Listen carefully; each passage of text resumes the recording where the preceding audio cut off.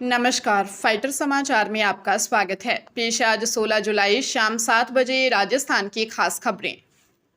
सीकर जिले में स्थित विश्व प्रसिद्ध खाटू श्याम जी मंदिर में बाबा श्याम की विशेष सेवा पूजा और तिलक कार्यक्रम का आयोजन होने जा रहा है। इस धार्मिक परंपरा के चलते आगामी 20 जुलाई को आम श्रद्धालुओं के लिए बाबा श्याम के पट पूरे 19 घंटे तक दर्शन के लिए पूरी तरह बंद रहेंगे। श्री श्याम मंदिर कमेटी द्वारा दी गई जानकारी के अनुसार 19 जुलाई की रात 10 बजे से लेकर 20 जुलाई की शाम 5 बजे तक मंदिर के कपाट बंद रखे जाएंगे। मंदिर प्रशासन ने देश भर से आने वाले सभी श्याम भक्तों से विशेष अपील की है कि वे असुविधा से बचने के लिए इस निर्धारित अवधि के दौरान दर्शन करने के लिए खाटू धाम न आएं। 20 जुलाई को शाम 5 बजे तिलक और विशेष श्रृंगार की प्रक्रिया पूरी होने के बाद बाबा के पट पुनः खोले जाएंगे। सवाईमाधोपुर की मानटाउन थाना पुलिस ने 3 महीने से फरार डिजिटल अरेस्ट का साइबर अपराधी 25 वर्षीय अभिषेक महावर उर्फ ईशु को जयपुर से गिरफ्तार किया है। आरोपी पर गंभीर धाराओं के तहत मामला दर्ज है। पुलिस जांच में खुलासा हुआ है कि अभिषेक साइबर ठगी के नेटवर्क में सक्रिय था और पवन महावर के बैंक खाते का म्यूल अकाउंट के रूप में इस्तेमाल कर ठगी की रकम इधर उधर करता था। आरोपी गिरोह के साथ मिलकर लोगों को डिजिटल अरेस्ट, फर्जी सीबीआई और ईडी अधिकारी बनकर डराता था और विभिन्न बहानों से ऑनलाइन रकम ट्रांसफर करवाता था। इस गिरोह से जुड़े मामलों की 2 शिकायतें राष्ट्रीय साइबर हेल्पलाइन 1930 पर भी दर्ज हैं। पुलिस अब आरोपी से पूछताछ कर इस साइबर ठगी के नेटवर्क और अन्य फरार सहयोगियों के बारे में महत्वपूर्ण जानकारियां जुटाने में लगी है। सिरसा की फास्ट ट्रैक कोर्ट के जज डॉक्टर नरेश सिंगल ने 9 साल पहले हुई गुरदीप कौर की हत्या के मामले में उसके पति हरजिंदर सिंह को दोषी करार देते हुए आजीवन कारावास और 25,000 रुपये जुर्माने की सजा सुनाई है। हांसी की रहने वाली गुरदीप कौर की जे कॉलोनी निवासी हरजिंदर से शादी हुई थी और उनके 2 बेटे हैं। सरकारी वकील अमित मेहता के अनुसार शराब का आदी हरजिंदर अक्सर अपनी पत्नी को पसंद न होने का ताना देकर प्रताड़ित करता था। जांच में खुलासा हुआ कि हरजिंदर ने ही अपनी पत्नी की हत्या की थी। मायके पक्ष ने ससुराल वालों पर भी हत्या की साजिश रचने का आरोप लगाया था, लेकिन पुलिस जांच में हरजिंदर के अलावा किसी अन्य की संलिप्तता नहीं पाई गई। अदालत ने सबूतों के आधार पर हरजिंदर को ही मुख्य दोषी माना। कर्मचारी चयन आयोग द्वारा आयोजित कंबाइंड ग्रेजुएट लेवल यानी CGL 2026 परीक्षा के लिए देश भर से लगभग 31 लाख बेरोजगार युवाओं ने आवेदन किया है। केंद्र सरकार के विभिन्न मंत्रालयों, विभागों और संगठनों में ग्रुप बी और ग्रुप सी के कुल 12,256 पदों पर भर्ती के लिए 30,94,823 उम्मीदवारों ने ऑनलाइन पंजीकरण करवाया है। इस भर्ती परीक्षा में इस वर्ष बड़ा बदलाव करते हुए पहले और दूसरे चरण की परीक्षा में पहली बार सेक्शनल टाइमिंग लागू की गई है। अब अभ्यर्थियों को 1 घंटे की परीक्षा में प्रत्येक 15 मिनट में 25 सवालों के जवाब देने होंगे। परीक्षा के पहले चरण की कंप्यूटर आधारित परीक्षा अगस्त-सितंबर में प्रस्तावित है, जबकि दूसरे चरण की परीक्षा दिसंबर में संभावित है। यह भर्ती assistant section officer, income tax inspector, excise inspector, auditor, sub inspector CBI और जूनियर अकाउंटेंट जैसे पदों के लिए की जा रही है। बेलवाड़ा के शंभूगढ़ थाना क्षेत्र में एक युवक ने अपनी प्रेमिका की हत्या कर शव को रानीखेड़ा के जंगल में फेंक दिया। मृतका मंजू देवी 9 जुलाई से लापता थी, जिसकी गुमशुदगी शंभूगढ़ थाने में दर्ज करवाई गई थी। जंगल में शव मिलने के बाद पुलिस ने सक्रियता दिखाते हुए संदिग्धों से पूछताछ शुरू की।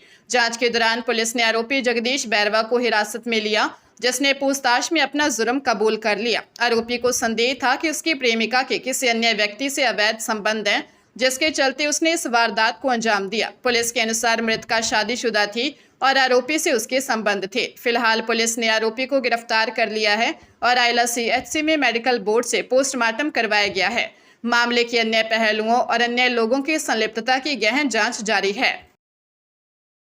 चिकित्सा और शैक्षणिक जगत में डिग्री और शोध की साख पर गंभीर सवाल खड़े करने वाला बड़ा खुलासा हुआ। एक ताजा पड़ताल में सामने आया है कि PG और PhD थीसिस का बाजार में खुलेआम कारोबार हो रहा है। MD-MS करने वाले रेजिडेंट डॉक्टर अस्पतालों में मरीजों पर शोध करने के बजाय 20 से 50,000 रुपये में बनी बनाई थीसिस खरीद रहे हैं, जबकि PhD के लिए यह राशि 80,000 से 1 लाख रुपए तक है। उदयपुर के मेडिकल कॉलेजों के सामने संचालित कई एजेंसियों द्वारा महज 24 घंटे में थीसिस तैयार करने का दावा किया जा रहा है। ये एजेंसियां सिनोप्सिस से लेकर डेटा एनालिसिस तक का काम पूरा पैकेज बनाकर दे रही हैं। दावा किया गया कि थीसिस इस तरह लिखी जाती है कि प्लेजरिज्म सॉफ्टवेयर भी उन्हें पकड़ न सके। विशेषज्ञों और कॉलेज प्रिंसिपल्स ने इसे अनैतिक बताते हुए व्यवस्था में तुरंत सुधार और कड़े नीतिगत बदलावों की मांग की है। राजस्थान में शारीरिक शिक्षा के क्षेत्र में अपना कैरियर बनाने की इच्छा रखने वाले युवाओं के लिए अच्छी खबर है, क्योंकि राज्य में अब डीपीएड यानी डिप्लोमा इन फिजिकल एजुकेशन की सीटों में भारी वृद्धि होने जा रही है। वर्तमान में राज्य में केवल 2 संस्थानों में कुल 100 सीटें ही उपलब्ध थी, लेकिन अब शैक्षणिक सत्र 2027-28 से 3200 नई सीटों को सैद्धांतिक मंजूरी दी गई है। इसके लिए 52 नए संस्थानों ने रुचि दिखाई है, जिसके बाद शिक्षा विभाग ने यह प्रस्ताव तैयार किया है, जिसे शिक्षा मंत्री मदन दिलावर ने मंजूरी प्रदान की है। इन सीटों के बढ़ने से न केवल प्रवेश के अवसर बढ़ेंगे, बल्कि शिक्षा विभाग में रिक्त पड़े करीब 2500 थर्ड ग्रेड पीटीआई के पदों को भरने के लिए भी पर्याप्त प्रशिक्षित अभ्यर्थी उपलब्ध हो सकेंगे। भौतिक सत्यापन के बाद सभी संस्थानों को एनओसी जारी की जाएगी। राजस्थान हाईकोर्ट ने उदयपुर जिले के खासा थाना क्षेत्र के एक बहुचर्चित हत्या के मामले में निचली अदालत द्वारा सुनाई गई आरोपी की मौत की सजा को पूरी तरह से रद्द करते हुए उसे बरी कर दिया है। न्यायाधीश विनीत कुमार माथुर और न्यायाधीश चंद्रशेखर शर्मा की खंडपीठ ने मावली की सत्र अदालत द्वारा आरोपी प्रेमलाल को दी गई मृत्युदंड की सजा और दोष सिद्धि को निरस्त कर दिया। इसके साथ ही अदालत ने सजा की पुष्टि के लिए भेजे गए डेथ रेफरेंस को भी खारिज कर दिया। हाईकोर्ट ने फैसला सुनाते हुए कहा कि अभियोजन पक्ष आरोपी के खिलाफ परिस्थिति जन्य साक्ष्यों की एक पूरी और भरोसेमंद श्रृंखला स्थापित करने में पूरी तरह से विफल रहा है। ऐसी स्थिति में कानूनन संदेह का लाभ आरोपी को दिया जाना बिल्कुल न्यायोचित है और खंडपीठ ने जांच एजेंसी की कार्यप्रणाली पर भी गंभीर सवाल उठाए हैं। पंजाब के कपूरथला में एक ज्वेलर्स से 75 लाख रुपए की धोखाधड़ी का मामला सामने आया। जलंधर के एचएस बैंगल्स के संचालक हरप्रीत सिंह लूथरा, उनकी पत्नी और बेटे गुरप्रताप सिंह ने कपूरथला के आरती ज्वेलर्स के मालिक वरुण सेतिया से 500 ग्राम सोना देने के बहाने 75 लाख रुपए ऐंठ लिए। पीड़ित ने जनवरी 2026 में 25 लाख रुपए नगद और 50 लाख रुपए बैंक खाते में ट्रांसफर किए थे।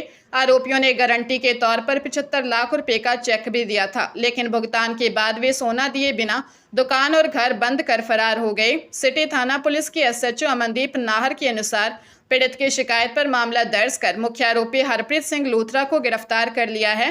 पुलिस फरार चल रही उनकी पत्नी और बेटे की गिरफ्तारी के लिए लगातार छापेमारी कर रही है।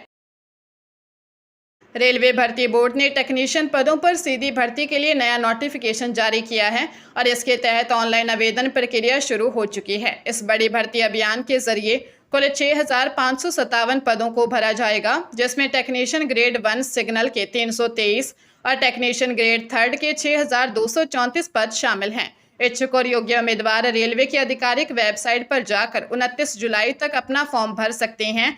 आपको बता दें कि आवेदन प्रक्रिया 30 जून से चालू है और फॉर्म में सुधार के लिए अगस्त के पहले हफ्ते में समय दिया जाएगा।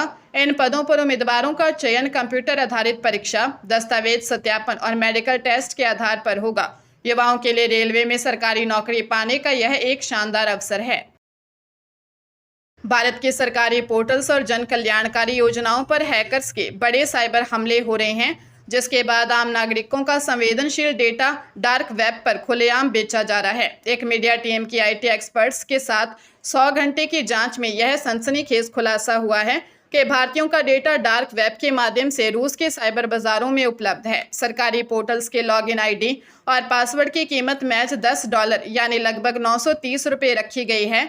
डार्क वेब के एक विशेष पेज पर देश के 17 महत्वपूर्ण और संवेदनशील सरकारी विभागों का डेटा बिक्री के लिए मौजूद है, जिसमें छत्तीसगढ़, केरल, बिहार, महाराष्ट्र वन विभाग, कोल इंडिया और राष्ट्रीय आयुष मिशन शामिल हैं। जांच के अनुसार देश में बढ़ रहे फर्जी बैंक खातों और फर्जी पहचान के मामलों के लिए डेटा यहीं से खरीदा जा रहा है।